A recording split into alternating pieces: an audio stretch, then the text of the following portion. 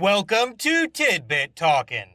This is a series that consists of spewing out assorted thoughts which arose from somebody who thinks too much, taking in, and generally loving various entertainment media by the boatload. These tidbits may be little theories, observations, or simply jokes. Please bear in mind that all these ideas come from the perspective of somebody who's experienced every main story bit connected with whatever is currently being gone over. So spoilers will be here. However, other works set in a shared continuity will typically solely be referenced in a way that only makes sense to anybody who's also fully experienced those ones up until their same time occurring points. Sort of a coded nod kind of deal. Now, with all of that out of the way, here we go. Central City Strong. There's an immediately noticeable by everyone as what it actually is earthquake in a Midwest located city that Barry considers totally unsurprising. So much so that he even labels the thing as every day. Perhaps crisis changed their planet's size and thus shaking of places not located on fault lines is a bit more pronounced than what such locales experience in real life. Allegra's got gloves going on that are a bit more heavy duty than everybody else she's charity building with. Chances are the young irradiated woman is doing this so she has time to react and get away if a power usage mishap occurs. That is, there's some thinner, more resembling her co-worker's attire, pair of hand habitats underneath the one seen that could start melting at any time. When not ultraviolet starts smelling latex burning into cloth or whatever, it's her cue to step away and sort some stuff out. The third obelisk Argus picked up before Cadabra arrived must have been something that was buried so deep he couldn't get to it without really getting caught first. That is, he time traveled to a period where someone more government resource and less arrest warrant having already got it instead of spending 2 to 3 weeks flash dodging and whatnot before even coming close to being 1/3 of the way done with his mission. Considering that the aforementioned absurd artifacts are all antimatter assault arranging, an assumption can be made that a certain monitor opposite could have set them up. Perhaps that bomb they summoned was meant to destroy any quantum towers an Earth might possess. The Strength Force is probably extra aggressive when dealing with 2 overly emotional time travelers because it knows such individuals are prone to changing history recklessly and really wants a guarantee that they don't erase a certain new entity's entire existence, accidentally or otherwise. Cecile and Joe might not own more than one vehicle because car insurance has gotten crazy expensive in the city with more metas than everywhere else. Fear me. Everybody has pretty good reasons for believing those psychic dampeners would help block Sage Force deals. What with doing impossible stuff like letting oneself talk to her other half, being the dude who made them, and said gear, gutting gargantuan gorillas during previous escapades. The reason they didn't end up doing jack this time around is because they were created for interfering with fully formed mental messages, not the fuel behind such things. Grodd and the like would put his own thoughts into others. Psych pumps up their emotions and makes them generate new horrifying ideas all independently. Speaking of Sir Sentimental Shiver Starter, the dude's attacks make Frost mention Chillblaine even though nobody had even met him yet. Considering the Speed Force is connected to every point in time and space, maybe its counterparts are too. Thus, even if nobody but Dion can go through history hassle-free, bits of their powers can and do without hesitation, albeit unbeknownst to them. The one with the 90s.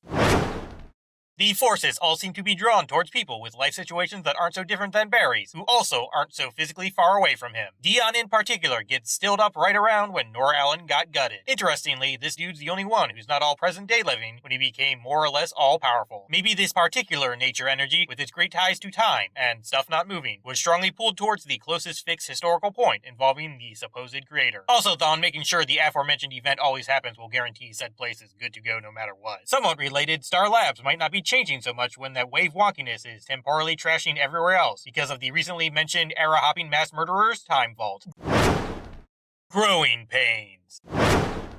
HR's transmogrifiers must have wound up broken because the dude's post-crisis remnant split personality spirit deal kept interfering with various annoying other Harrisons related hoopla whenever Nash attempted building them. Barry's forced proximity caused speed glitching in his forensics lab might be a partial reenactment of his Season 1 battle with Thawne that started there. Said event is the most intense he's ever run out of the place after all, and reflexes can be both tricky and emotionally charged. The name Mark getting thrown around so often must be what inspired Frost to make herself stop midair with Cold Blast. That is, she was reminded of what a certain Martin-labeled version did with flying by using updraft pockets.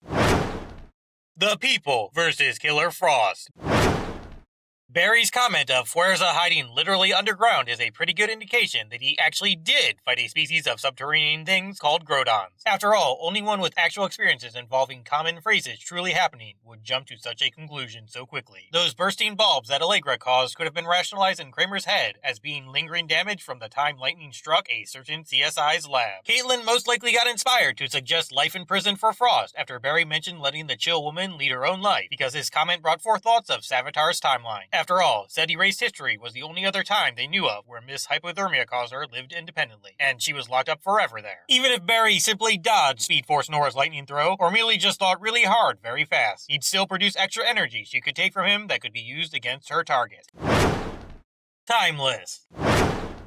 Considering that all the other forces probably became connected to every point in space and time right from their birth, as apparently that's just how such things work, it makes sense nobody but Barry would consider completely undoing them an option. He alone knows how it feels to live in a reality where such things truly never existed. What with him being the only pre-crisis person around and everything, those elemental force particles which make the other nature-influencing mega-power deals must be charged with pure creation essence because some of that Big Bang-contained juice rubbed off on a certain speediness-overseeing quasi-deity who was around during the original event, after all. Timeless Wells must know all about protective time bubble junk because he figured out how one could be made while experimenting with his new abilities while seeking a way to make sure that Dawn doesn't come and interrupt his endlessly revisited tests involving moments. Dion and everybody else who's all forceful must be feeling as if the power is their entire existence because that whole connected to each historical point in all realities business has really sunk in with them on a deeply ingrained natural vibes giving physiological sort of level. Speaking of inescapable gut instinct, Sir savagely sitting side with Cisco initially because he feels a special connection to said fellow because of all that vibe energy which used to be going on over there. On the other hand, Timeless Wells going Team Barry might have been because he at least has some buried memories of working with that dude in original not-on-wife murder involving histories. Plus, feelings from those other guys that matched together as particles and rendered him all almost immortal might have made the guy partially more Flash-biased or something. Barry and Iris don't really think of those forces as their children until Joe describes them like that. Him dwelling on things in such a fashion does make sense though, considering he's raised the most kids out of everybody they know, and thus must regularly see things from a overseeing young people sort of perspective. Plus, those thoughts of his must have been extra charged because Nora showing up and getting erased has really made him focus on when grandkids would start happening. The keep them out deals Camilla is constantly yelling about, while all forced fear-facing, are mirror clones. The energy collector thing can't kill its newborn nature nemesis right away, because it's based on their fully grown signatures, not those birthy ones going on before everybody's eyes. Thus delays happen. That is, it goes in now, where everything's all together, but draining doesn't start until present places get reached by taking advantage of that connected with every point junk mentioned earlier.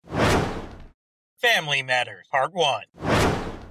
Speed Force Nora mentioning that she might still kill her new siblings despite obviously wanting them all dead is simply the crazed nature being believing Barry can still be persuaded into doing it himself. In addition to the surrounding Mr. Allen idea from before, the current creation Camp Cosmic Creatures container cultivating seems like it exclusively involves humans who became completely disenfranchised with regular society for notably long time periods. The thing Caleb refers to as "you idiot" is most likely some sort of Alexa-type AI. Cisco's horrible magentical spawn is him trying to force old nickname habits out in a nothing will be changing soon message sending kind of manner because the guy's incredibly nervous about telling everyone he'll be permanently leaving Central City very soon. The most emotion-tied force, that whole Sage deal, went to Bashir. That guy's situation with how his parents dying determined his whole life path mirrors Barry's earliest formative feeling funkiness more than everybody else. On a related note, Sykes the hardest to persuade with sentiment because getting a grip on his own emotions is absolutely vital for efficiently utilizing those wacky abilities he just got granted. Caitlin doesn't wield the cold gun this time around, even though it'd be highly effective against each force, because using such stuff would remind her of a certain currently in prison Celsius-sapping sort of sibling who regularly freezes baddies and other unpleasant whatnot. This, of course, would lead to much combat prowess disabling sadness. Family Matters, Part 2. That huge lightning storm, at least those parts not caused by the other force's presence, may have been central to almost omnipotent Nora's backup plan of creating a new, less independence-favoring speedster champion. Said super swiftness supplying supreme spirit sourness upon getting reborn all more human emotion-prone might have something to do with Dawn's negativity-filled version's constantly connected draining junk, making her new sentimentality balance go all wonky. With that in mind, Barry's initial suspicion of her behavior could very well stem from him feeling as if he's around Dawn whenever she's nearby. Final famous Flash foe-focused fan funkiness. Speed Force Nora's breakdown about feeling all alone could be reflective of what Eobard would go through if he actually permanently undid Barry, except his version would involve a different tone of constantly screaming and more boredom quell seeking murder. Endings are a pain, but all of you are fantastic. See ya.